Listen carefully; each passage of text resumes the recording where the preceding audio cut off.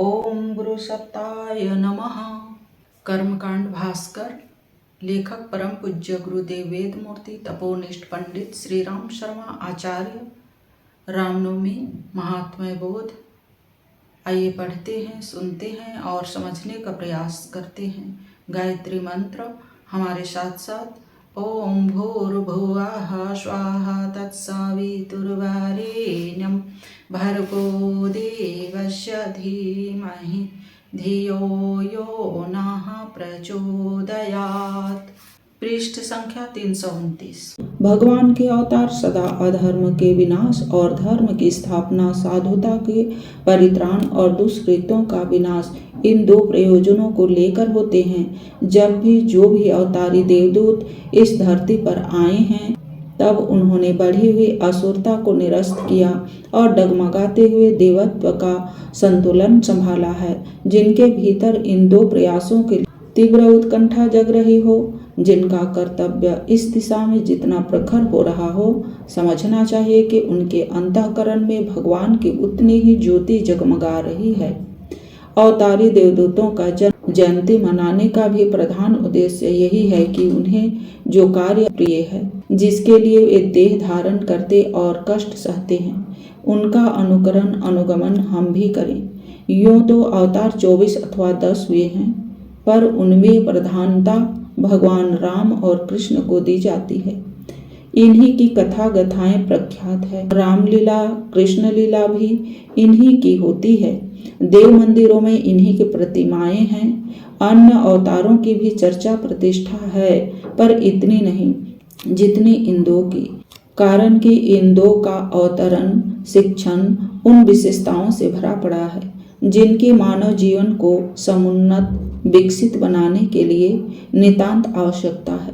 मर्यादाओं का पालन, कर्तव्य पर अविचल निष्ठा, व्यवहार में सौजन्य और अनीति के विरुद्ध प्रबल संघर्ष, यह चारों ही लक्ष्य ऐसे हैं जिन्हें रामचरित्र के कथा प्रसंगों में पग पग पर पाया जा सकता है। जन्म से लेकर लीला समापन तक के सभी प्रसंगों में उत्कृष्ट आदर्शवादिता ही भगवान रामचरितार्थ करते रहे। चारों भाई गेंद खेलते हैं। छोटे भाई भरत को विजयी सिद्ध करने और प्रसन्न करने के लिए राम हारने का अभिनय करते हैं। अपनी हेटी भी होती है, पर छोटों को श्रेय मिलता हो तो अपनी बात को भुला ही दिया जाना चाहिए। बचपन में ही महर्षि विश्वामित्र यज्ञ की रक्षा के लिए उन्हें मांगने आए तो प्राण हथेली पर रख खुशी खुशी तपोवन में चले जाते हैं। लाभ तो विश्वामित्र का और यज्ञ की रक्षा में अपने प्राणों का संकट। वे इस तरह नहीं सोचते, वरन शुभ कार्य कहीं भी किया जा रहा हो, कोई भी कर रहा हो, उसमें भरपूर सहयोग करना आवश्यक है। वे प्राणों तक का खतरा उठाकर ऋषि की पूरी सहायता करते हैं। किशोर होते हुए भी महाबलिष्ठ असुरों से जूझते। विमाता कैकेयी वनवास देना चाहती है। विमाता को माता से बढ़कर उन्होंने माना और माता की प्रसन्नता के लिए वनवास स्वीकार किया। अधिकार त्याग और कर्तव्य निवाह पिता वचन तोड़ना चाहते हैं। कैकेयी को दिए वचन पूरा करने में आगा पीछा सोचते हैं। राम उनकी गुत्थी सुलझाते हैं। स्वजन संबंधियों का व्यक्तिगत मोह तुच्छ और स्वजनों के वचन रखना, उनकी प्रामाणिकता बना रहना महान बताते हैं। वनगमन स्वीकार करके उन्होंने पिता को अपनी प्रामाणिकता अक्षुण्ण बनाए रखने तथा वचन पालन का अवसर प्रदान किया। चित्रकूट में भरत मिलते हैं। वे वापस चलने का अनुरोध करते हैं। राज्य सुख भोगने के लिए कहते हैं। राम अपने भाई को राजा और स्वयं तपस्वी बने रहने में अपनी प्रसन्नता व्यक्त करते हैं। सुविधाओं से भरे जीवन की अपेक्षा परमार्थ प्रयोजनों के लिए कष्ट कठिनाइयां सहना श्रेयस्कर मानते हैं। वे सुविधाओं से लाभ को स्वीकार करने से इनकार कर देते हैं। हारे हुए दुर्बल शरीर का न्यायानुमोदित समर्थन करते हुए प्रचंड बलशाली से जूझते हैं। स्वावलंबन का जीवन जीकर निस्वार्थ भाव से छात्र और ऋषियों का नित्य मार्ग साफ करने वाली सबरी की भक्ति को तथा कथित योगी तपस्वियों से बढ़ चढ़कर ठहराते हैं और उसका अभिवादन करने उसके घर पहुंचते हैं। जन्म जाति के आधार पर ऊंच नीच की अवांछनीय मूढ़ता पर पाद प्रहार करते हैं और सबरी के जूठे बेर खाते हैं। शूर्पणखा के रूप और वैभव भरे प्रस्ताव को अस्वीकार करके एक पत्नी व्रत की प्रबल निष्ठा का परिचय देते हैं। असुरता के आतंक से लड़ने में जब समझदार मनुष्य अपनी प्रत्यक्ष हानि देखते साथ नहीं देते, तो नासमझ कहे जाने वाले पिछड़े वर्ग के वानरों की सेना गठित करते हैं और संसार को बताते हैं कि पाप बाहर से कितना ही बड़ा बलवान क्यों न दिखता हो, भीतर से दुर्बल होता है। और यही उसके विरुद्ध मनस्वी लोग उठ खड़े हों तो असुरता की बालू का निर्मित दीवार ढहने में देर नहीं लगती। अनेक वरदानों से शक्ति संपन्न रावण जब मारा गया और उसके शरीर में अनेक बाण व्रण पाए गए, तो राम ने यही कहा, मेरा बाण तो एक ही लगा है, बाकी घाव तो उसके कुकर्मों के हैं जो अपने आप ही फूटे हैं। अपनी विजय का रहस्य भी उन्होंने धर्म रथ पर आरूढ़ होना बताया।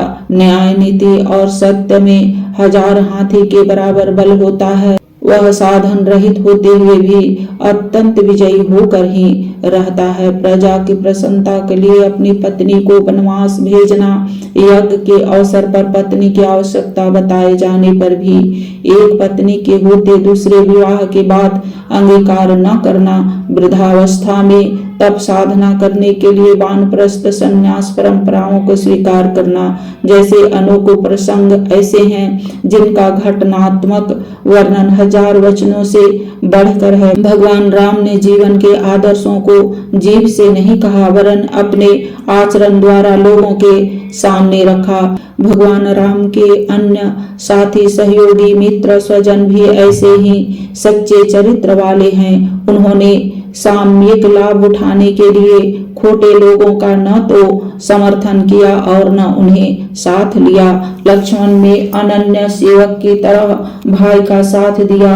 वनवास उन्हें नहीं मिला तो भी साथ रहे। उनकी पत्नी उर्मिला और माता सुमित्रा ने उन्हें उस आदर्श की स्थापना से रोका नहीं, वरन अपने मोह पर नियंत्रण करके उन्हें और उल्टा प्रोत्साहित किया। भरत ने भाई के राजगद्दी न लेने पर उनकी पादुकाओं को सिंहासन पर रखा और सोम भाई जैसा तपस्वी जीवन जीते हुए राजकाल चलाते रहे। केवट ने उन्हें गंगा पार उतारा। निषाद राज को जब यह आशंका हुई कि भरत सेना लेकर राम को मारने जा रहे हैं, तब उसने निश्चय किया कि सारी नावें डुबो दी जाए और जीवित रहते भरत के आक्रमण को सफल न होने दिया जाए।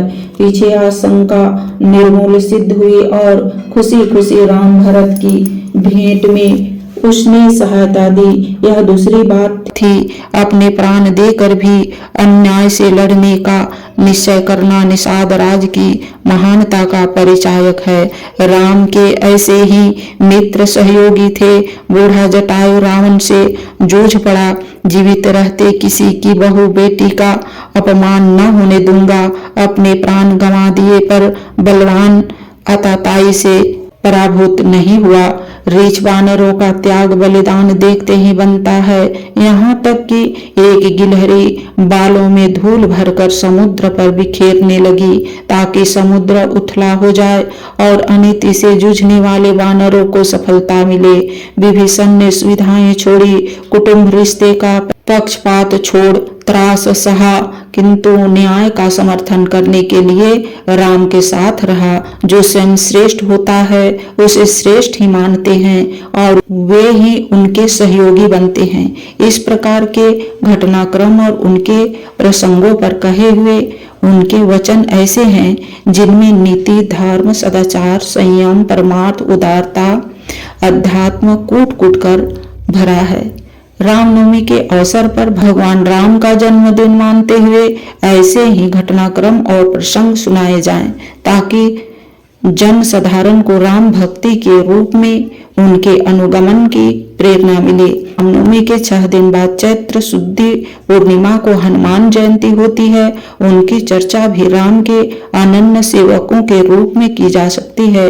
भजन पूजन भले ही हनुमान जी न करते हों, पर उनके अपना शरीर और मन सर्वतोभावेन रामकाज के लिए समर्पित किया और समुद्र लंघना, लंका दहन, पर्वत उठा लेने जैसे कठिन से कठिन कार्य करने को तत्पर रहे।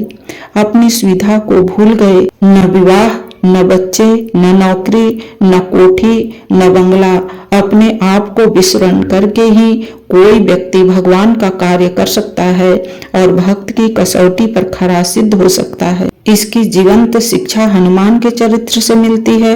रामनवमी ऐसे ही संदेशों और प्रेरणाओं से भरी हुई है।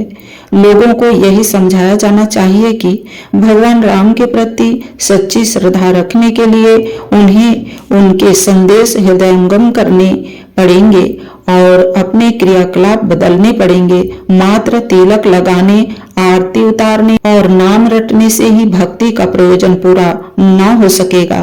रामनवमी पर भगवान राम का चित्र देव मंच पर सजाया जाए। उनके साथ देवी माता सीता, बंधुगण एवं आदर्श सेवक हनुमान भी हों। पर्व व्यवस्था क्रम के अनुसार सारी व्यवस्था बनाकर प्रारंभ में सामान्य पूजन करते हुए रक्षा विधान तक का क्रम संपन्न किया जाए। तत्पश्चात क्रमशः भगवान राम, माता सीता, बंधु एवं भक्त हनुमान का आवाहन दिए हुए मंत्रों के साथ किया जाए।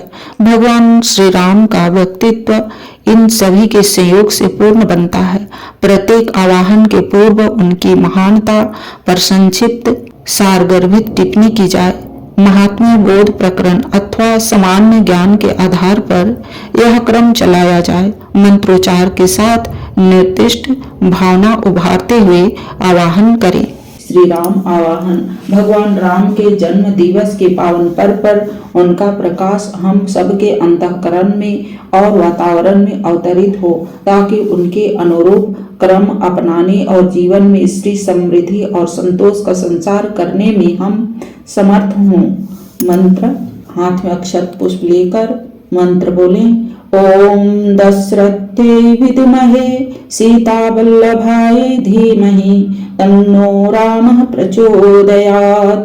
ओम राम एव परम ब्रह्म, राम एव परम तपः, राम एव परम तत्त्वम्, श्रीरामो ब्रह्म तारकम्। ओम श्री रामाय नमः।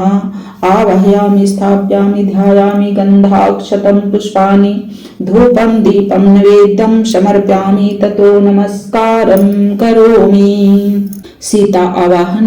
पवित्रता और निष्ठा की मूर्ति माँ सीता पवित्र प्रवाह बनकर हम सब में संचरित हों, ताकि हम अपूर्णता को पूर्णता में बदल सकें। हाथ में अक्षत पुष्प लेकर माँ सीता का ध्यान करें। ओम जनकजायै विद्महे राम प्रियायै धीमहि तन्नः सीता प्रचोदयात्। ओम उद्भव स्थिति संहारकारिणी क्लेशहारिणीं सर्वश्रेयस्करीं सीतां नतोऽहं राम वल्लभाम्। ओम श्री सीतायै नमः। आवाहयामि, स्थापयामि, ध्यायामि, गंधाक्षतं पुष्पाणि, धूपं दीपं नैवेद्यं समर्पयामि, ततो नमस्कारं करोमि। बंधु आवाहन। भरत, लक्ष्मण, शत्रुघ्न आदर्श बंधु भाव के रूप में प्रकट हों, सक्रिय हों, ताकि द्वेष और विग्रह का समापन होकर आदर्श सहकार का लाभ हम सब उठा सके। हाथ में अक्षत पुष्प लेकर पूजन करें। ओम बाहो में बलमिंद्रियगं, हस्तौ में कर्म वीर्यं, आत्मा छत्रमोरोमम्। ओम श्री रामानुजेभ्यो नमः। आवाहयामि, स्थापयामि, ध्यायामि, गंधाक्षतं पुष्पाणि, धूपं दीपं नैवेद्यं समर्पयामि, ततो नमस्कारं करोमि। हनुमान आवाहन। भक्तराज हनुमान प्रभु समर्पित पुरुषार्थ की प्रचंड धारा के रूप में अवतरित संचरित हों, जिससे स्वार्थ और निष्क्रियता के फंदे कटे, असुरता छिन्न हो और जीवन धन्य बने। हाथ में अक्षत पुष्प लेकर हनुमान जी का ध्यान करें। ओम अंजनी सुताय विद्महे वायुपुत्राय धीमहि तन्नो मारुतिः प्रचोदयात्। ओम श्री हनुमते नमः। आवाहयामि स्थापयामि ध्यायामि गंधाक्षतं पुष्पाणि धूपं दीपं नैवेद्यं समर्पयामि ततो नमस्कारं करोमि। आवाहन के बाद श्री राम पंचायतन का षोडशोपचार पूजन पुरुष सूक्त से करें। पूजन के बाद पर प्रसाद रूप में मर्यादा धारण संकल्प कराए जाएं। अमुक नाम नमाम्यहं मर्यादा पुरुषोत्तम भगवतो रामचंद्रस्य जन्म पर्वणि देव संस्कृति मर्यादा अनुरूपेण स्वीकीय चिंतन चरित्र आकांक्षा निर्माणार्थम अध प्रभृति पर्यंतम परिपूर्ण निष्ठा पूर्वकम संकल्पम अहम करिष्ये। संकल्प के बाद यज्ञ दीप यज्ञ आरती आदि समापन के उपरांत किए जाएं। जय घोष एवं प्रसाद वितरण के साथ आयोजन समाप्त किया जाए। आज के वीडियो में इतना ही। लाइक सब्सक्राइब और शेयर करें। धन्यवाद। ओम शांति।